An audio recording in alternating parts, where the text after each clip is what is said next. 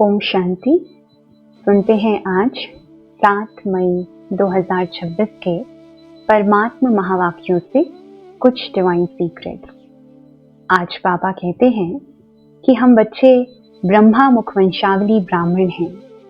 बाबा आकर के हम बच्चों को ज्ञान का तीसरा नेत्र देते हैं और इसी के आधार पर योग बल की शक्ति से हम अद्वैत राज्य की स्थापना करते हैं।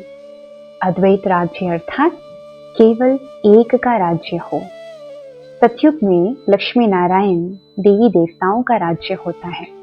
कोई और धर्म नहीं, केवल एक ही धर्म आदि सनातन देवी देवता धर्म होता है। राज्य करने के लिए बाहुबल की आवश्यकता नहीं है, परंतु बाबा कहते हैं अद्वैत राज्य की स्थापना के लिए, राज्य करने के लिए केवल योग बल की आवश्यकता है। इसलिए बाबा संगम युग पर आकर के अर्थात कलयुग अंत और सतयुग आदि में आकर के हम बच्चों को यही शिक्षा देते हैं कि खुद को आत्मा समझ एक बाप को याद करो। योग बल से अपनी आत्मा को पावन बनाकर हम अद्वैत राज्य की स्थापना कर सकते हैं। आज बाबा बहुत ही सुंदर कॉन्ट्रास्ट आत्मा और परमात्मा के बीच का बताते हैं। बाबा कहते हैं कि ओम शांति का अर्थ तो सब बच्चे जानते ही हैं। ओम अर्थात मैं आत्मा और शांति हम आत्माओं का स्वधर्म है। बाबा कहते हैं कि जैसे आत्मा अंगूठे मिसल है, वो ज्योति स्वरूप भी नहीं कहेंगे। बाबा कहते हैं कि एक सितारा है, बिंदी है। तो जैसे आत्मा है वैसे परमात्मा भी है, बिंदी, परंतु है सुप्रीम।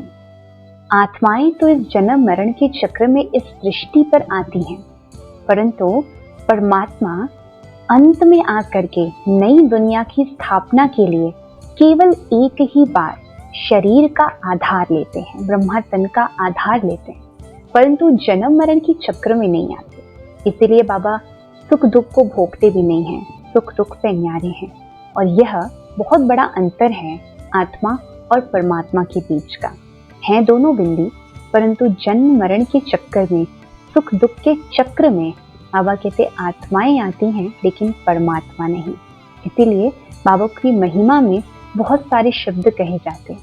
आत्माएं परमात्मा को बड़े प्रेम से बुलाती हैं कि आओ हमको पतित से पावन बनाओ, हमको लिबरेट करो, हमको रास्ता दिखाओ।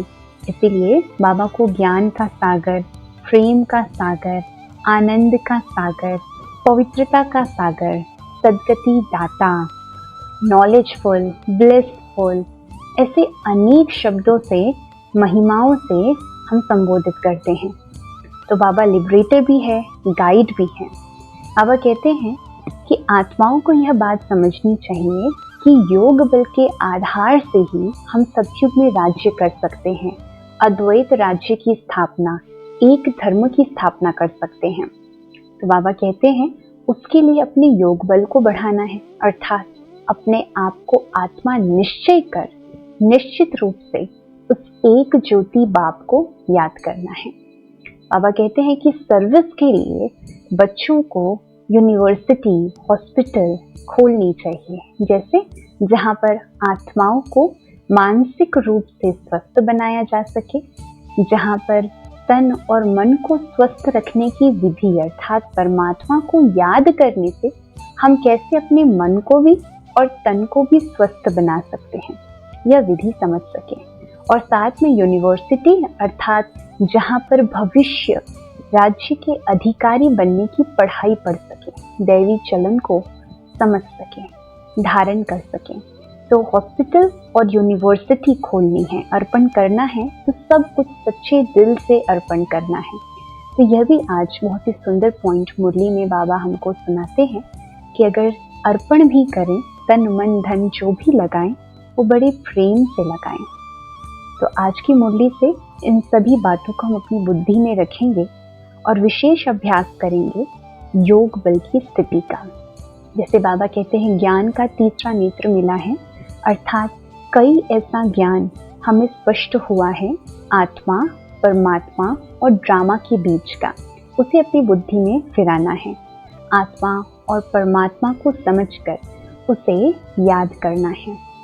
तो चलिए एक छोटा सा अभ्यास करते हैं। स्थित हो जाइए अपने आत्मिक स्वरूप में और 1 सेकंड में अपनी बुद्धि की तार को परम धाम में परम पिता के पास ले जाइए।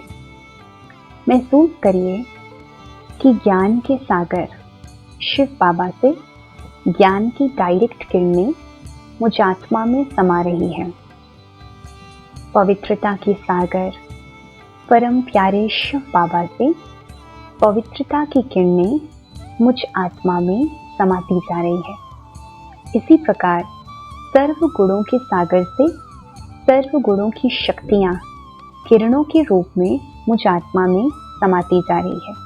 और यह अभ्यास हम पूरे दिन में बीच बीच में करते रहेंगे। ओम शांति।